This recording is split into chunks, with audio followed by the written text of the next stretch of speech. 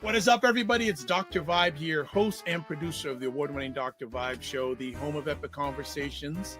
And I'm the host of Epic Conversations. Something's got to separate you from the rest. So you got to be willing to do whatever. In my experience, black men have struggles like having community with each other. But she represents the mammy stereotype. Now that was epic. I needed that.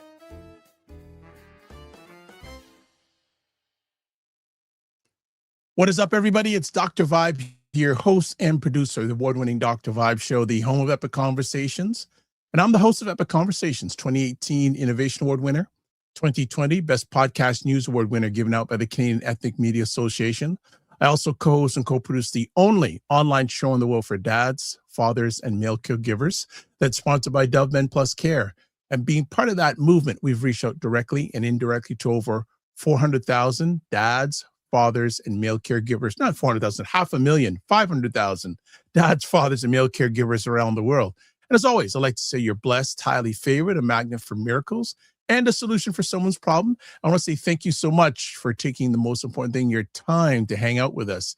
Usually you don't see Dr. Vibe in the afternoon during the weekday, but this friend deserves, and you are going to have a great time checking out this conversation, whether it's live or on replay. And I just want to say, all right, we already have two people in the house. One person saying peace, peace. And also in the house, a lady that you need to know about, Emma Ansa, News with Purpose. There she is. We know who Emma Ansa is. So good to see her in the house. So let's do some housekeeping things. As always, subscribe to the Dr. Vibe Show on YouTube and hit the notification button. And also like the Dr. Vibe Show on YouTube, Facebook, LinkedIn, Instagram, Blue Sky, and Substack. And please tell people about it. Subscribe. But if you subscribe, I want you to at least watch or engage. Not good if you just subscribe and just don't do anything else. Got to get some action in the game. Also, to advertise your business, product, or service on our show, please feel free to email us at dr.vibe at the drvibeshow.com. And also, don't forget Indie Soup TV, good associate down in Fort Lauderdale, Florida, Dr. Tachi, programs that independent content creator site on YouTube, has over 28,000 subscribers in 2.5 years. So in YouTube terms, subscriber-wise, that's in the top 4% of sites on YouTube.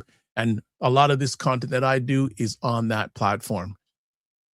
All right, so what I'm going to do is I'm going to show you something, and we have someone that's involved. I'm involved with her coming up on July 25th. So we're going to show something, and then we're going to bring up our special friend today. Toronto, July 25th. The Narrative Power Summit is landing in the 6.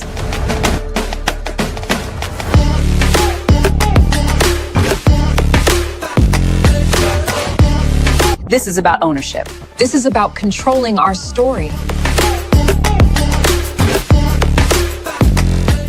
If you're serious about narrative power, strategy, and ownership, this is the room you need to be in.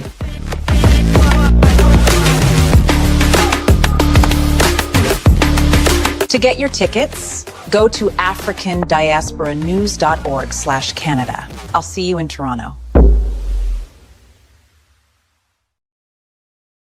Yes, we're going to see you in Toronto. You're going to see me in Toronto. I'm honored and privileged to be hosting and also leading a panel discussion at this event, the ADNC Power Summit, Narrative Power Summit. Let me get that correct. I want to get that correct for Emma. I don't want Emma to come and tap me on my bald head.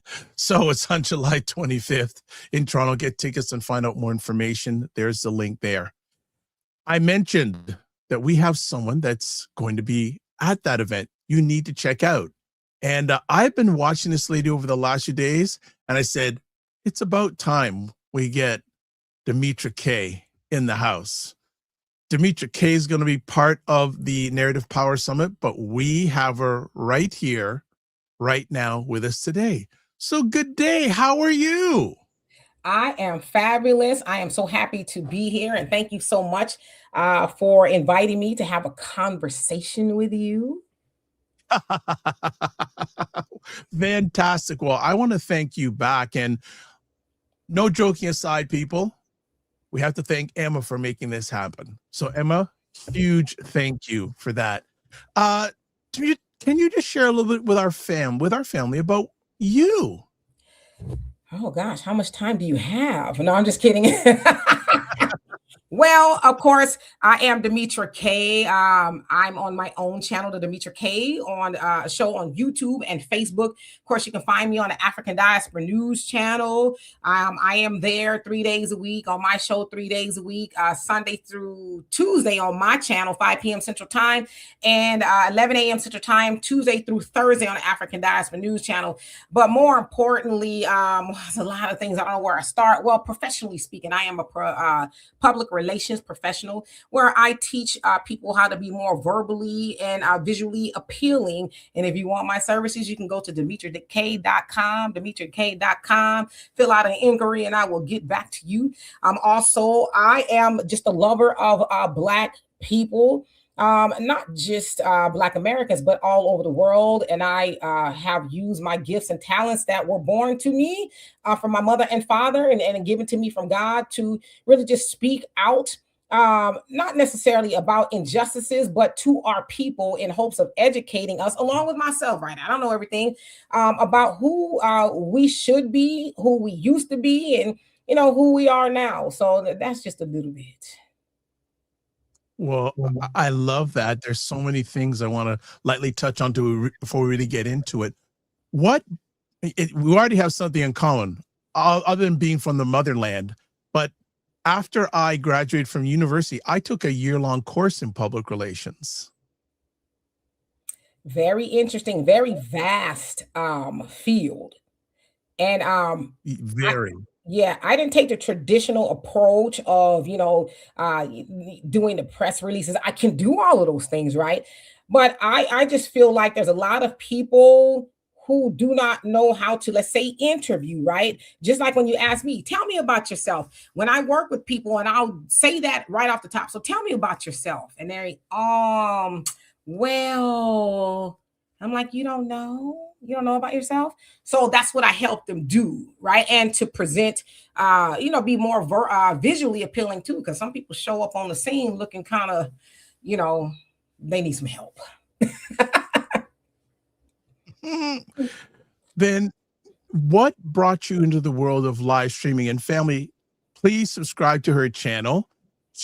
How many times do you broadcast? I asked her that before we went live. How many times do you live stream a week?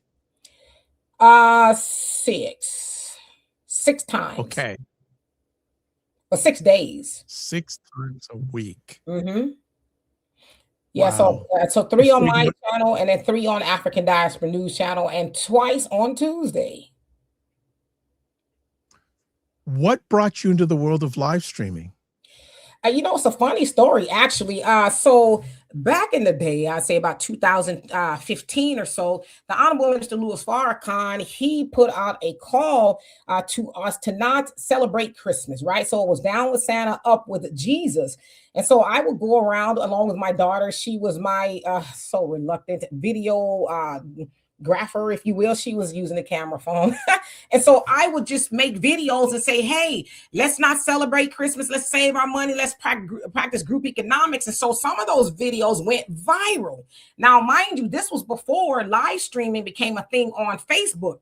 So when I learned that, now we can live stream, I just one day was playing around in my friend Donovan's kitchen, and I pressed the live stream, and I was like, oh, hello. And the rest was history, honestly. You're on mute. So what do you enjoy most about live streaming?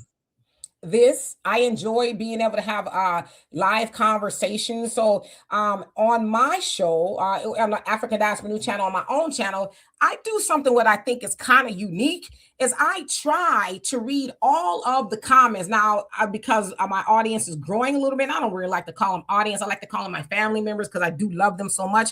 Now that it's growing so much, I can't read every comment, but I do read everyone's comment at least once, because I really do feel like it's a conversation. So I like to have conversations, and I learn from them as well. It's not just me up here bumping my gums. I get to learn from them. So that's what I enjoy about it the most, the conversation. I feel that we're twin kids of the same mother or different mothers. I'm the same thing. I love engaging the audience and getting their comments up. So since you mentioned that, we're going to do that right now because we have a number of people that are fans of yours already in the house. So let's look at some of these comments. So first off, and I got to go back because there's so many. So there's a person here, Emancipation with Purpose. Hello, it's great to see you here. We have Brown's Ms. Jones. Is this where Demetra Kaye will be? Yes, this is where she is right now. And then Emma says also Lady D in the house. She gives a blessings emoji to also. And then another comment here, African American, Black American community advocate and global nation advocacy. Wow, you got your family here. Okay. Another one person says inspired.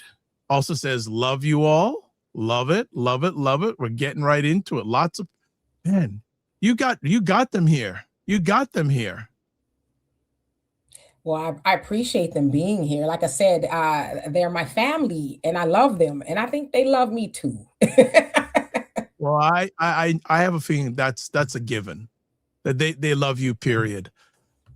I'd like to know, we're going to go in a little bit deep today about a specific conversation topic, the state of Black America.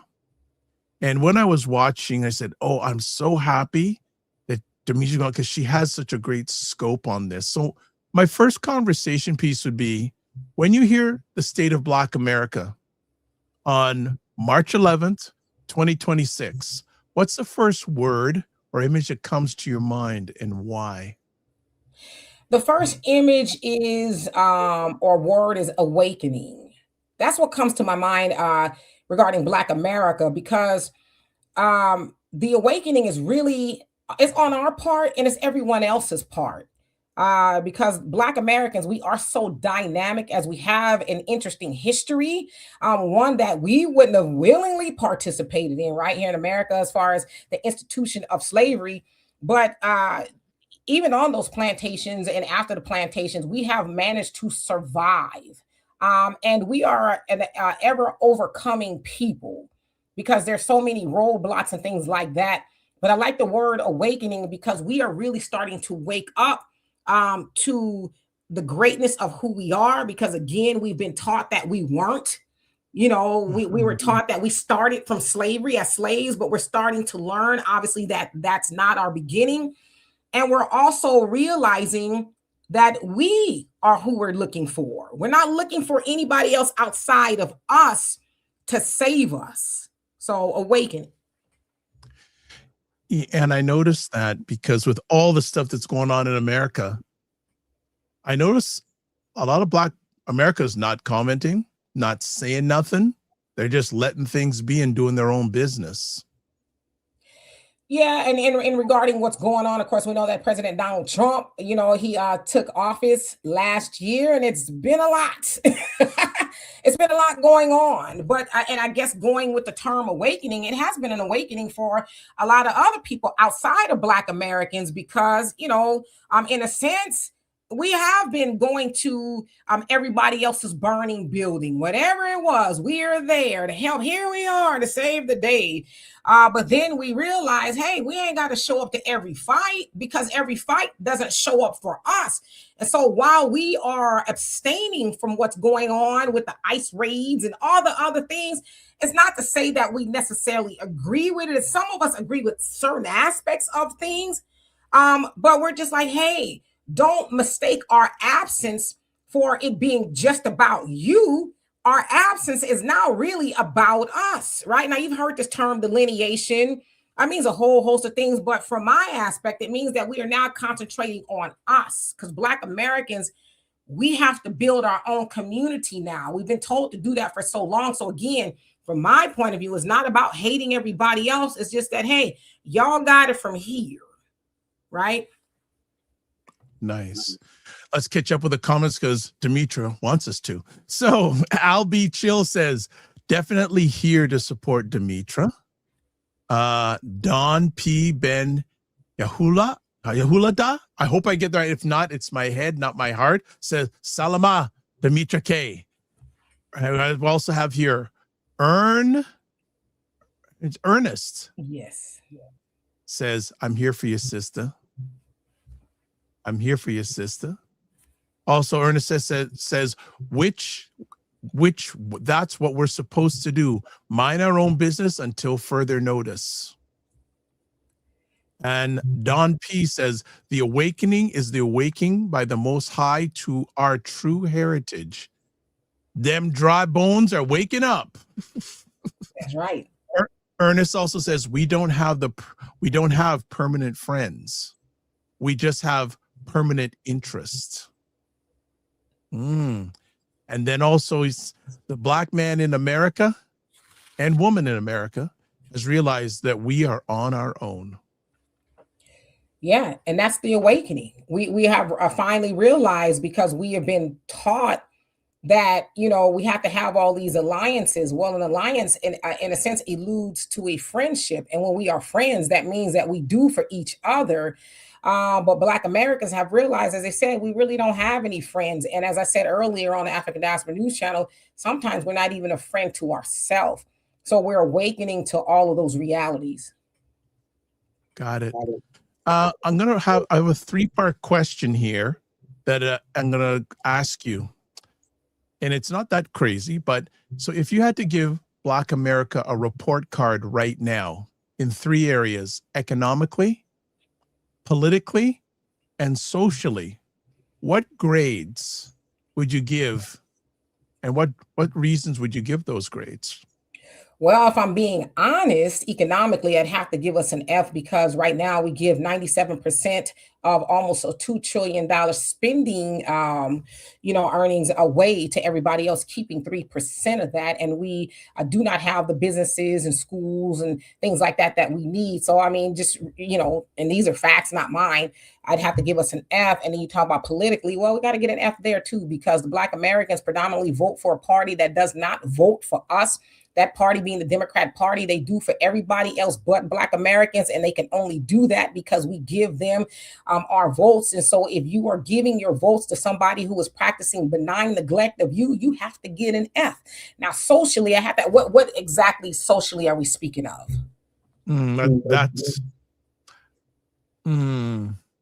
That's a good question. I'll let you define that, because I know socially can go so many different ways. So when you hear socially first, whatever way you want to define that, what grade would you give, and what's the reason? So if I go with socially as far as an influence, I would give us an A++++, because we are very influential people, not just here in America, but all over the world. I don't care where you go, you will see the influence of Black Americans. So socially, yes, as far as our influence, we have to get an A+. Okay, good stuff. I knew you'd do that, no problem. Just some more comments here. Al B. Chill says, finally woke. And Don P says, I think he answered the first, he thought he'd give Black America probably economically a D-. It's close enough. And he also said, we were an F, but the examining the rates is re-examining. Okay. The bed exam, okay, the overall grade. No, you're saying overall grade. Okay, we'll go with that.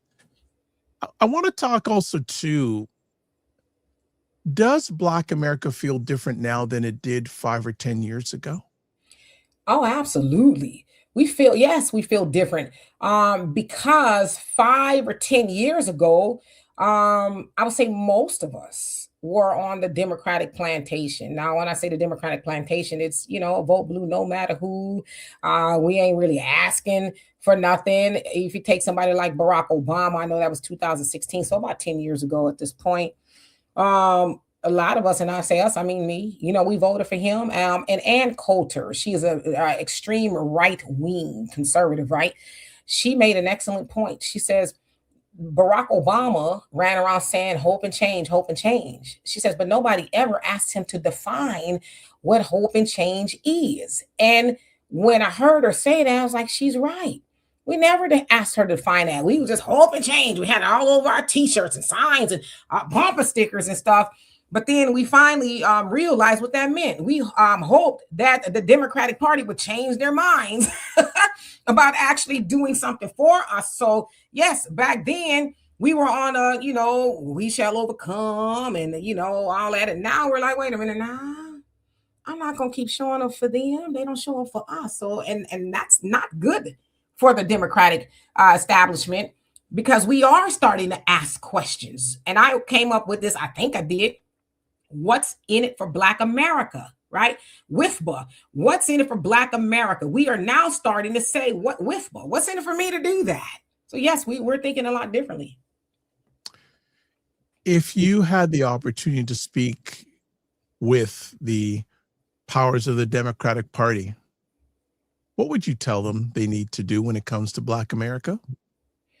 I would repeat the same things that they've been hearing. Hey, you need to do for your most loyal group of voters. You know what we want? We want reparations, right? We want our 40 acres and a mule. Some people will say a Tesla, some people will say a tractor, whatever. But we want what our ancestors did not get.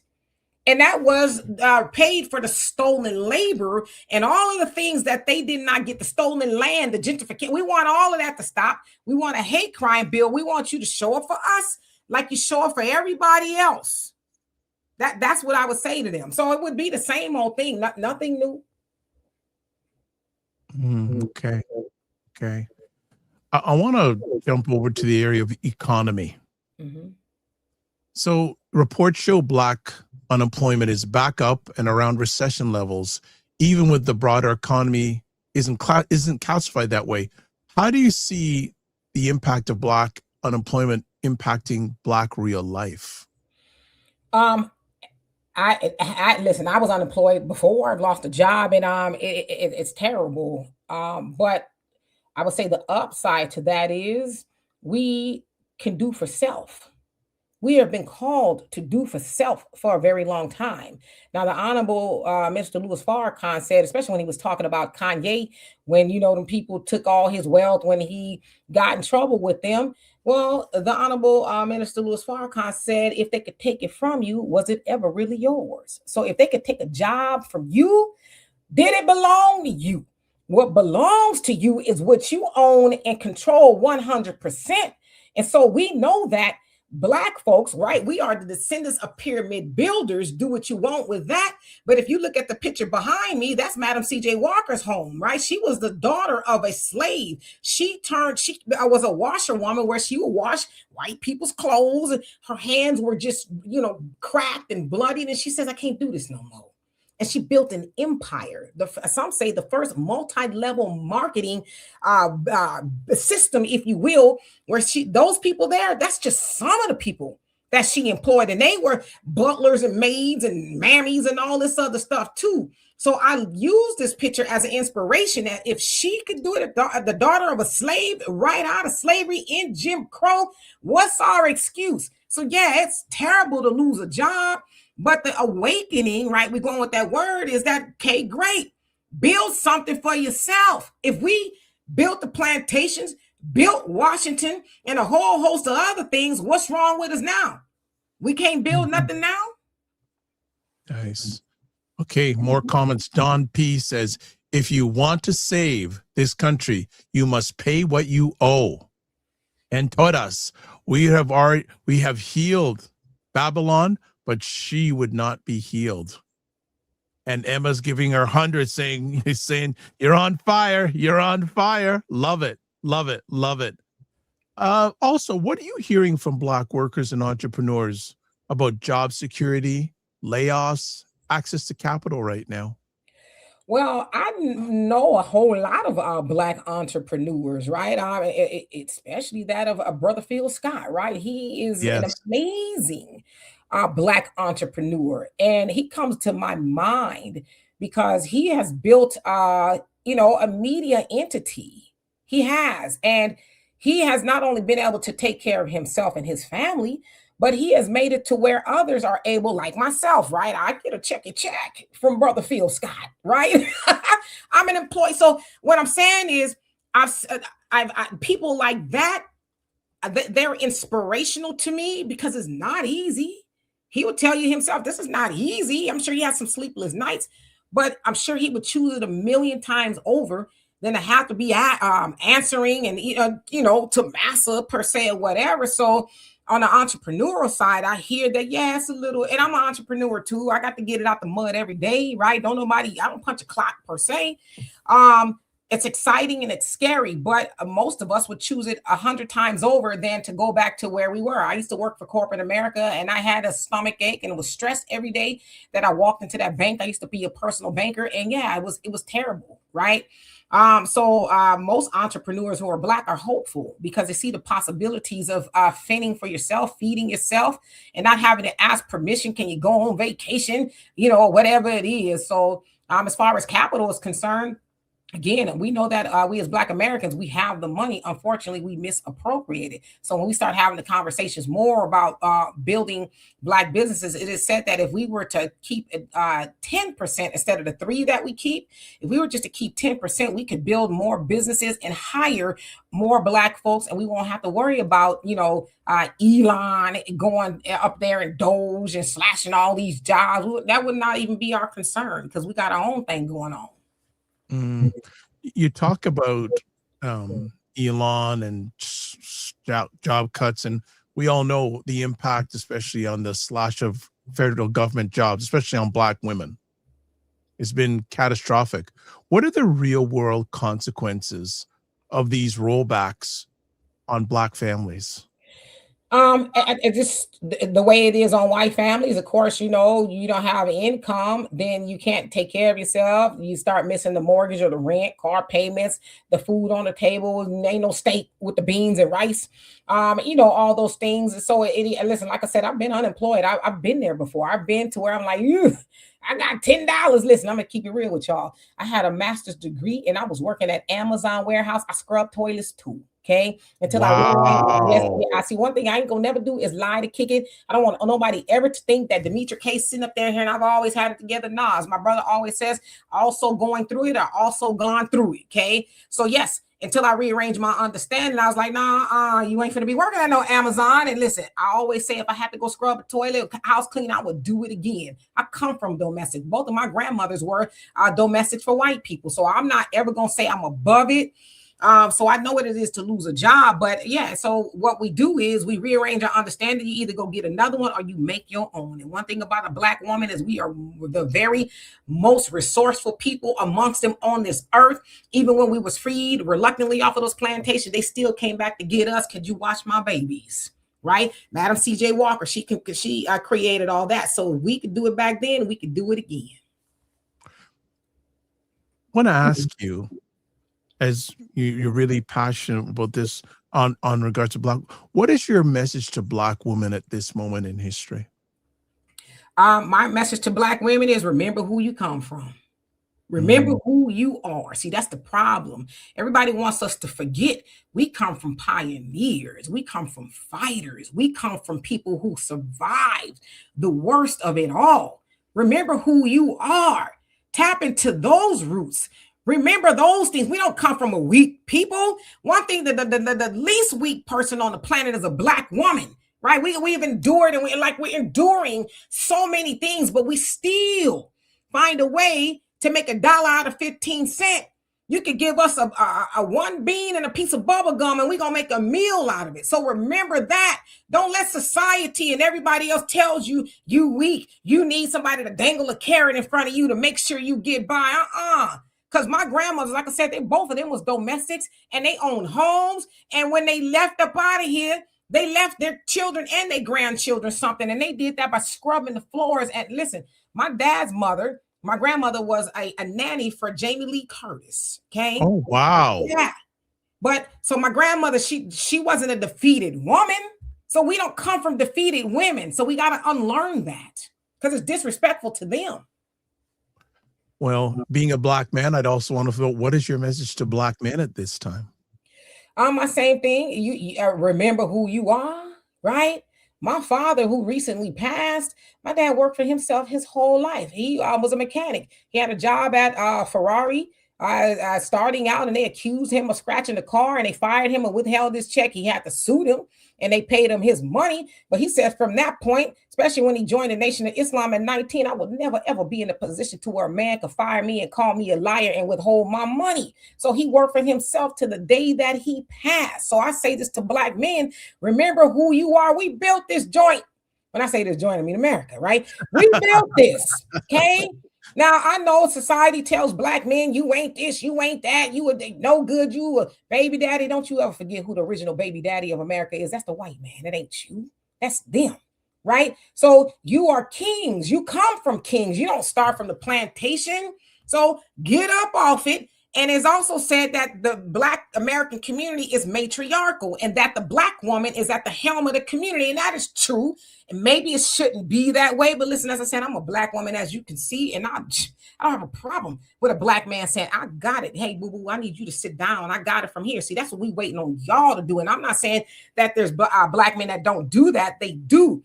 But we need y'all to stop all the foolishness, along with the Black woman, stop all the foolishness and take your rightful place in our community, because you are who we're waiting on. Man, you said originally you had half an hour. I'm glad, because you could have mic drop right there. That was beautiful. That was beautiful. Let's get back to some comments. Sota says, when you pursue your true calling, you never regret it. Facts. And Emma says, I will never go back to the corporate plantation. I agree. Do for self. And she also says, you better preach, sister. Love it. And also, Al B. Chill says, you are who we are waiting on. Whoa. Keep the comments coming, family, whether live on replay. You need to watch this one on replay. This is, as we say, fire. Fire. Let me ask also, too, if you could change one federal or local policy tomorrow to shift Black economic reality, which lever would you pull first? Wages, housing, student debt, or something else?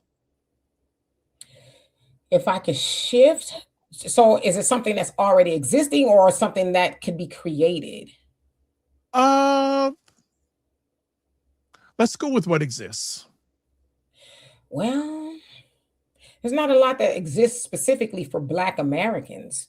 Anything that has ever been created for us, whether it's educationally, and I say for us loosely, right, financially or anything, it's always been shared. So there's nothing that really exists for us specifically. But if I had to go to something that was created in the other category, they would create a bill to give us our money, okay? Because they got these reparation initiatives all over. They got the HR 40, which is a study of reparations, but it's been around since I think the 90s or something like that. And it's on the shelf collecting dust. Now, anybody who's familiar with the institution of slavery in America, do you need to study that? As I always say, if you know that Black folks were put on plantations against their will and had the most horrible things happen to them from sun up to sundown, that if I just told you those things, I think most people would say, yeah, give them their money, right? But so we don't need a study, we need a check. So if it was up to me, I'd be like, yeah, pass reparations and give them, which is into the trillions, mind you, right? But then you hear people say, well, he ain't got it. They spending trillions right now over there in Iran, right? They spent billions on illegal immigration and a whole host of other things. They find the money, right? They dig into couch cushions and find up the extra change to pay for stuff. But when it comes to Black Americans, we ain't got it. And we've heard that from Barack Obama. We've heard that from Kamala Harris and a whole host of other people that say they like us. So yeah, run us our money. Okay. Al B. Chill says, and you better thank a union member. Demetra gets that one. LOL. Yeah, that's Kamala. You better thank a union member. And also, Bry Foreign Jeff says she's right. Oh, yeah, show you right, as Barry White would say. Show you right. She is right. Let me ask also now. Talk about how do you read the attacks on DEI? Is it about budgets, ideology, or an intentional effort to weaken Black progress? I don't think it's any of those. I think it's about foolishness. That's what it is. I think it's about foolishness. I think it's about red meat to the races, because we know that DEI does not benefit Black Americans. In fact, DEI benefits white women. Black Americans are probably like 5 or 6 on the list. Okay, diversity, equity, and inclusion. Just like affirmative action, it has benefited white women the most, and so they use DEI as red meat rather to the racists to say, oh, we're getting rid of DEI, which is a dog whistle in a sense to racists that, see, this is what we're doing against Black people. It's like, no, you're not, sucker, because that ain't got nothing to do with us, right? But because a lot of us are uneducated and we're so emotional, we think that DEI is about us. It's not. It's about white women. So them getting rid of DEI is hurting white women. And the one thing they're going to learn about Black Americans is you could take the rug from under us and we still going to survive. 100%. 100%. As we've been talking and out throughout this conversation with the politics, I get a sense that some Black voters feel politically homeless and they're frustrated with both major parties. What are you hearing about trust and disillusionment with the political system in America? So yeah, I've heard the term political homeless before. It's a kind of a new term to me, but when I think about it, it's like, why do we need a political home? I mean, I get it as taxpayers and things like that. We should be spoken for, but we should be interested in creating our own parties or putting up a candidate, whether it's a Republican, Democrat, Independent, that's going to do something for us too. Right. So this whole illusion, if you will, about politics, the Honorable Elijah Muhammad said that nobody in the White House is going to do anything for Black people, which is why we got to do for self. See, we are one of the only group of people that are been sold and told that voting is your way out. If you vote long enough, if you vote strong enough, you might get something. Well, we've been voting like this since the 60s. How long we got to wait? My mama gone, my daddy gone. But do I got to be gone before we get that? So it's like, how long do we need to wait? So as I said before about Black men, we are who we're waiting on.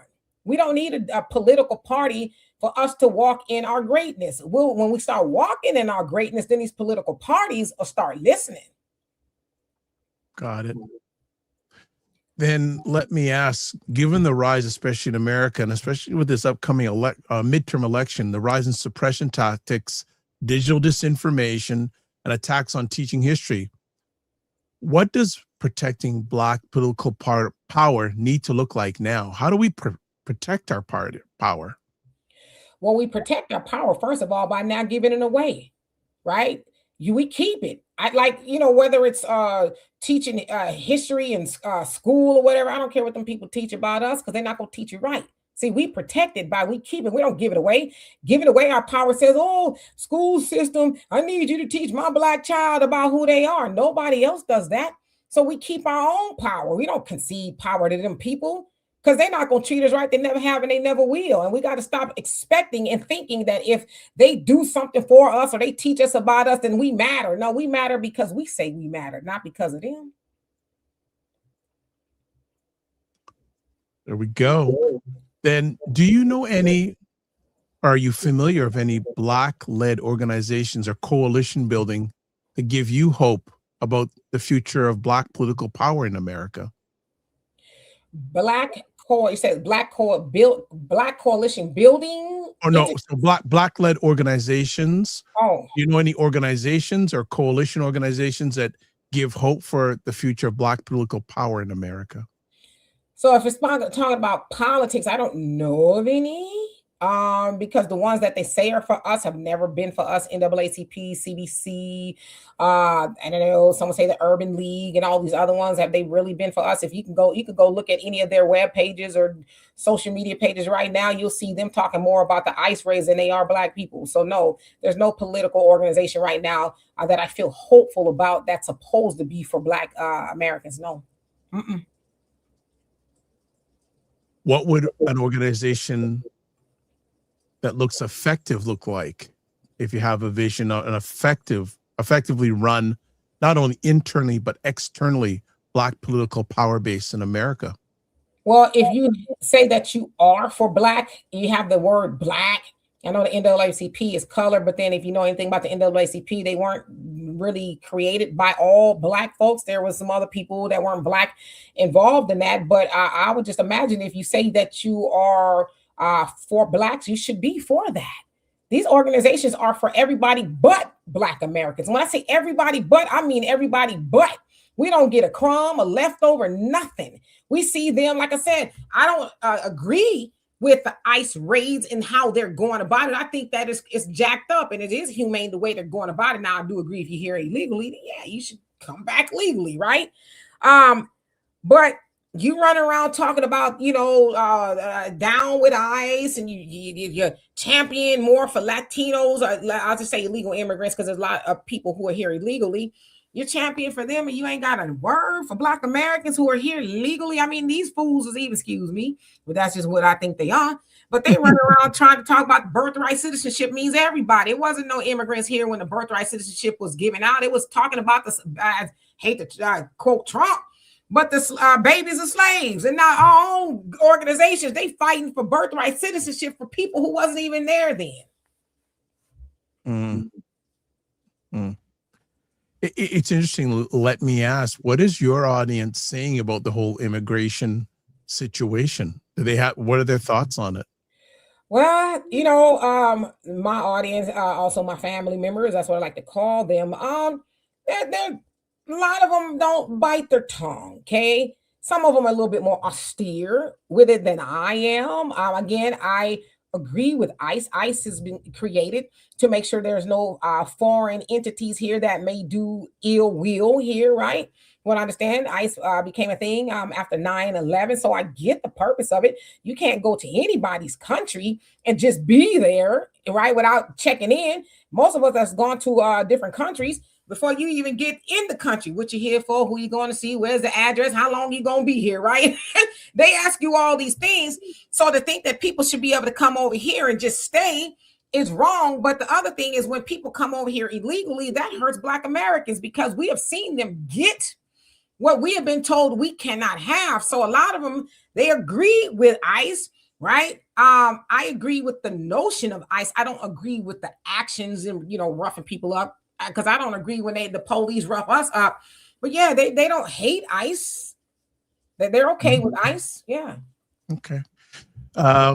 Comment going back a while back. Hope my co-producer can get it. Brown Miss Jones says, that sister can answer questions in real time. He's very knowledgeable, and you can tell she's a student of truth. Love it. JG Mars, who's a regular supporter of the Dr. Vibe family, says both DEI and affirmative action. Yep. And then Albie Chill says, Malcolm warned us about the fox and the wolf. Yet 60 plus years later, we as a collective are still emotionally attached to the blue and the red instead of relying on us, the Black. Sota says, I read this years ago. The only power someone has over you is what you choose to give them. This is why I can relate to Demetra Kaye and others who think the same. Got another person here. Hey to the host and my girl, Demetra, mods and chat. I just subscribed to your channel. Wonderful. That's what I'm talking about. And make sure you support and watch and engage like you are here. And JG Mars says, I'm a part of Demetra's audience. She speaks the truth. Yes, I was watching Demetra yesterday and I saw you on there, JJ Mars. So good to have you here also. And we also have, what about our rights? Yeah. What about our rights? Excellent. Okay, let's continue on. This is Fast and Furious and time is beginning to run down really quick. Let's talk about the latest reports say the digital divide is widening again. Cuts to broadband programs, school Wi-Fi, and equity initiatives. How does that shape the opportunity for our Black students and our Black workers? So you said as far as the internet is shifting? Yeah, so the digital divide, because many years ago there was this phrase, the digital divide. Those who had access to tech and those who didn't. And it looks like it's happening again, especially with the world of the tech bros. How is that impacting, in your mind, opportunities for people like you and I? Well, I don't know. I mean, I'd imagine if you live in an area and you needed the internet, and you need the internet, I guess, for everything, even to watch TV now, unless you have the rabbit ears or whatever. But if you go to school, a lot of schools want children to go to school with laptops and things like that. And I guess they would need the internet. So yeah, that would be an issue. But one thing I will say, I believe probably a lot more Black people than we realize have the internet. Because for one thing, we want to be on the phones, we want to watch TV, and just keep it a buck. Black Americans watch TV and more than anybody. So we gonna get the internet. If we got to string two cans together, we gonna have an internet. Excellent. And I think this is a question for people like you and I. What do you feel the responsibility of Black media, especially Black independent content creators, carry in this new world of information? Well, that's something that's very passionate to me, is to make sure that we as Black folks in this space, we are honest in our reporting as possible. Like I always tell people, I will never lie to you. If I do, it's not on purpose. And if I do, I want to be corrected, right? I'm not one of those people sit up here, you can't tell me what to do. No, if I'm wrong, let me know, right? And I will, do a 180 from that and all of that. But we have a duty, we have a responsibility to be honest, and let's keep it real. We know that in this space, it's about the money. It is. A lot of people aren't doing this for free. Some people are, right? But there's a check that comes with this. And so we know that if we speak about certain things that we should be speaking about, you're probably going to have two people on here. Okay. So sometimes people get in a space that look like us and they do the most, right? And they want the clicks and the views. But I always think to myself, am I willing to sell my soul and lie to people for $1? Because trust me, it ain't that much, okay? Not on my channel anyway, right? But I'm appreciative for what I get, so I don't want to be mistaken. But am I going to sell out for $1? Because I know you have to pay the price on the back end of that, especially when you are misleading Black folks for money, right? I feel like if you tell the truth, the reward will come eventually. So we have to be honest, because them people do that to us all day long. You can turn on the mainstream media, they're going to be lying about us and, all kind of stuff. So we got to get on here and we got to be the antidote to that. We got to speak. And I hate the word. Well, I don't hate it, but truth to power, because it's so watered down now, right? Because it's like, what does that mean? Is it your truth to power, or is it really truth to power? And if you're really telling truth to power in this space, you got to do it even if you make a cent. Okay, or if you don't make no money, it is your duty to be honest and tell the truth. Nice. Want to talk a little about culture and economics quickly, especially with gas prices. We're looking like a recession. I think there's already a recession, but even more so now. So economists talk about recession, and many of us talk about exhaustion and grief. From your lens, how is this moment affecting Black mental health and our sense of possibility? I don't know if it's necessarily having an effect on, well, listen, I'll say this. Black Americans are always affected. I don't care if it's a war, it's the economy, it's a recession, depression. We always affected, but guess what? We figure it out. And I think that's the beautiful part, especially about Black Americans, is because we've been up against it for so long. When things happen, it hurts, but we're like, oh, we've been through this before. We know how to survive, right? So we figure it out, but it's never nice to see that the gas, I say in California, they're saying $8 a gallon right now. So that's not nice, because we know sometimes we are more economically challenged, but we figure it out. That's what we do. But we need to get to a point to where we can say, oh, gas is $8 a gallon. That's okay, because we ballin'. We got our own gas stations, right? We'll be all right. Mm-hmm. Mm-hmm. So Ernest says Black politicians in America are just head figures that don't serve the body of people they're supposed to represent. That's the same here in Canada, Ernest. Don't worry, it's not just a U.S. thing. It's a North American thing, at least. What do you feel are the role of churches, grassroots organizations, and mutual aid networks playing in the formal assistance for Black support? What role, are these organizations doing? I know, it's a general statement. Do you feel they're doing what they need to do, or could they be doing more, especially the Black church? Oh, that's a 3-hour conversation. That's why I want you back every once in a while. Well, as far as the black church, the black church is not doing what it used to do. Okay. And I would just probably say this about most churches, but since we're talking about the black church, see, the black church used to be where the parsonage, that's where the pastor and his family lived, right? It was right next door.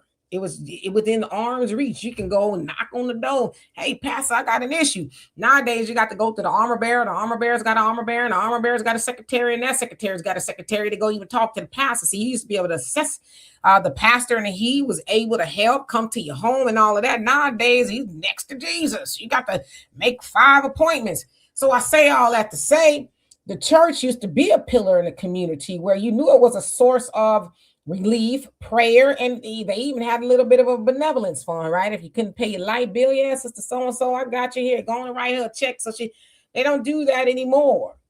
And so they haven't been a help. And in a lot of cases, they get in lockstep with the Democratic plantation. And they sell us on the same old. I always say the black church nowadays operates like the Democrat Party.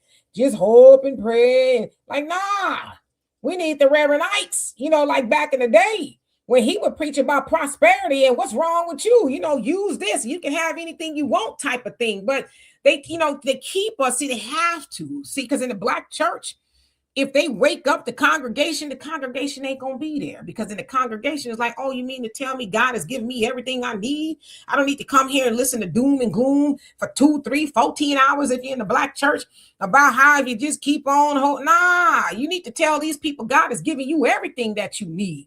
See, the church don't operate like that no more. They keep us subservient and bowing down to a God that we have never met, right? And they don't teach us that we are gods. God says, if you're made in my image, then we must be a God. See, that's blasphemy in a lot of places. But see, if you have people thinking that they are gods, then you might have them thinking that, hey, I got the ability to control my life, with the help of God.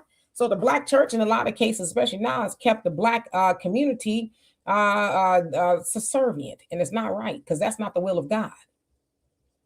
Got it. So Albie Chill says, especially the demo rats, they have matted the art of selling emotions to the Negro. And Arnaba says, greetings, Dr. Vibe, Demetra, and family. Good to have you here. Good to have you here. As we start winding down, because I know you got a lot of things on the go, some final conversation pieces. If Black America is in a state of emergency, as some leaders say, what does an emergency response look like from our communities, not just our institutions? Well, the state of emergency is you got the SOS. You have to save yourself. We have to learn to save ourselves. We used to. Especially here in America, our ancestors left those plantations with nothing. The slave master is saying, well, I'm going to miss you. He going with a boatload of money. All the money we stole from y'all, here's some food, here's some, they put us off of those plantations reluctantly with nothing. And our people built this. Our people built the Wall Streets, the Slocums, them Allensworth, the Rosewoods, all you name it. There was 1,200 black towns in America, right? That we built right off the plantations. So nobody was doing anything for us. We saved ourselves so we could do it then in the worst conditions ever. We could do it again. Nice. Someone says here, abandoning conventional infrastructure, community organization, butcher, baker, candlestick maker, solving civic infrastructure internally. Nice. Good stuff. Then where should Black America, in your mind, be directing our energy in the next 12 to 24 months? Building Black businesses, organizing around specific policies, shifting how we spend our dollars, or something else? I think first we should rethink how we spend our dollars. You got to start there, because if you don't have no money, nothing else matters. We cannot influence policy. We can't buy businesses or build them if we don't have the money. So we got to stop giving 97% of our money away. Stop that, right? Keep it, save it. We talked about this yesterday on the African Diaspora News Channel. Save our money. right? What's the need versus needs versus wants? Buy the things that you need, and sometimes some of the things you want. That way, for the money you saved, you can say, hey, I can invest in a Black school. I can invest in Black media, right? Like the Dr. Vibe Show, African Diaspora News Channel, the Demetra Kaye Show. We can do those things, and we can build our own entities, and we don't have to think about hoping and praying that somebody outside of ourselves is going to do something for us. See, when you got the money, you start keeping the money. They start saying, oh, just like they did before the civil rights movement. Oh, they got their money. Let's give them some civil rights, because it wasn't about us. It was about the money. And they've been having our money ever since. Arnie Ba says, that's right. Matthew 5:48 says, be perfect as God. This shows us who we really are. But the preachers never teach on that. Okay. And Sylvia says, Black business need a strong networking system. Well, I would just add it. We got to make sure our net is working. We got to make sure that. We'll close on this then. What are 3 concrete actions someone watching this can take this week, wherever they lived, to strengthen the state of maybe not only Black America, but the Black world? Well, I always say this. You cannot go save the world until you save yourself, until you save your family. Many people, especially doing what we do in this space, they out there preaching to everybody else. They talking to the world. And it's like, okay, great. Have you talked to your mama, your daddy, your kids? Have you talked to them at all? Do they know how to do all the things you're telling everybody to do? So I say that to say we should be having these conversations with our family first. See, I can't talk to everybody else if I'm not talking to my daughter. I tell people all the time, if I needed to take a vacation, I say, hey, I told my daughter, can you sit in my seat and do this? She could do this, because it means nothing if my own daughter cannot do and mirror the things that I'm talking about. So I'm saying start with your family first. If we start with the family on an individual basis, then the community kind of solves itself, right? So if we're talking about group economics, up United Nation, accomplish what you will, do for self in our own home, saving money and investing in Black businesses, then that's just kind of the way it's going to go for the Black community. But I think we're thinking too large sometimes. Not that I'm a pessimist, but we're talking about going to build these organizations. Hey, how about we save some money in our home first? Then we could talk like that. It all starts at home. All starts at home. All right. So Silvio says, good point. I'll be chill. 100. Ernest says, Black people want substance for their vote, just like everyone else that participates in the political process. And Brian says, and they'll be using every mechanism that seems like an elegant solution, whether implicit or explicit, to interfere with that. Wow. This has been a fire hour. This has been a fire hour. Want to say thank you so much for taking the most important thing, your time to hang out with us today. It has been my pleasure, and please invite me back. I cannot wait to see you at the ADNC Power Narrative Summit, along with Sister Emma, Brother Phil, Brother Theo, everybody. I just cannot wait.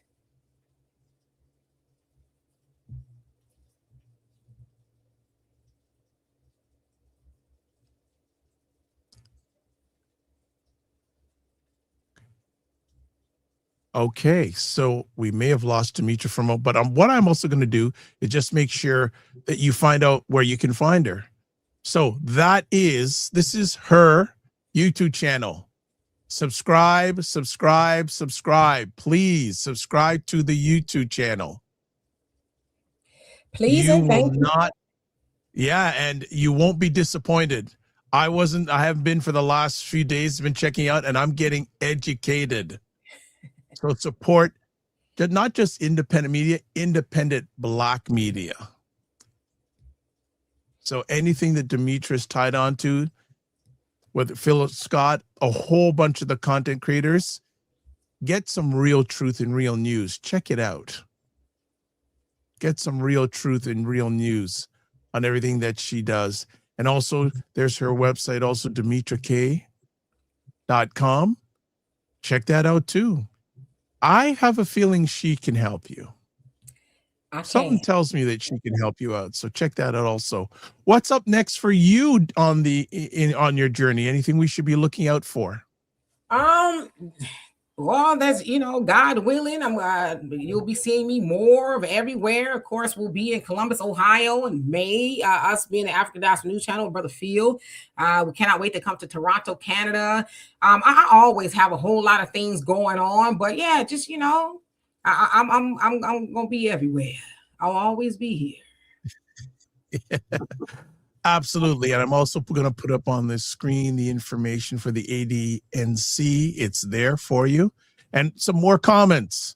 So Emma says, Sister D, what are you looking forward to most coming to Toronto for the ADNC Narrative Power Summit? Well, first, I've never been to Canada, so I'm looking forward to Wow. I've never been, right? So I'm looking forward to that. And of course, having a great conversation with everybody and just partaking in all of the events. And I should say shout out to Sister Emma, as I understand this is her endeavor. Yes. We're both doing this. We're both doing this. Both of y'all. Yes. So shout out. See, Black folks moving and grooving. That's what I'm talking about, right? We don't need for ABC, NBC, or whatever y'all news station, whatever it is over there to invite us. We create our own. There we go. 100% facts. Soda says, I appreciate you, Dr. Veeb. Got my sub. Appreciate you back. Make sure you're also subscribing to the Demetra, because we ain't doing it one-on-one. We're doing it together. Right? And Bryce says they use signals of interference to cut his feet of Demetra. Well, I ain't gonna go there. Ernest says self-preservation is the first law of nature. And Ernest says, see you on the next one. Well, we are going to have her back. I'm actually going to see if we can have her on once a month if she's up to it. Why not? If she's okay, you heard that, fam? We're gonna work that out on offline, 100%. Again, there's the Narrative Power Summit. There's Demetra's contact information. I've also put it in the content section on most of the places you're watching this live on the replay. As always, too, maybe make sure you subscribe if you want to my channel. I got to catch up to Demetra. She's setting the torch. And then there's Phil. All right. Right. Enough said. But you know what? So just a little teaser, everybody. A week from today at 12 noon Eastern, Philip Scott's going to be here. Woohoo! So you better subscribe. Get, as the a famous Black pastor says, get ready, get ready, get ready. Right, get ready, get ready, get ready. 100%. And also to advertise your business, product, or service, I name of the platforms I'm on. Email me dr.vibe at the drvibeshow.com. And if you want to touch base with me, also to go to taplink.cc/the drvibeshow.com. And then finally, if you want to watch replays of this epic conversation, go to the Dr. Vibe Show on YouTube, Facebook, LinkedIn, or my website, the drvibeshow.com. We always end off the Dr. Vibe Show with this: live your life as a dream. If you can dream it, you can make it. Sometimes you have to get smaller to get stronger. Block assumptions. Aim bigger, aim better, aim higher, aim wider. Love, faith, and respect. Don't just manage your time, manage your energy. And very important, especially these days, remember to give yourself grace. God bless. Peace be all. Keep the faith. And Demetra, thank you so much. Be well and keep the faith.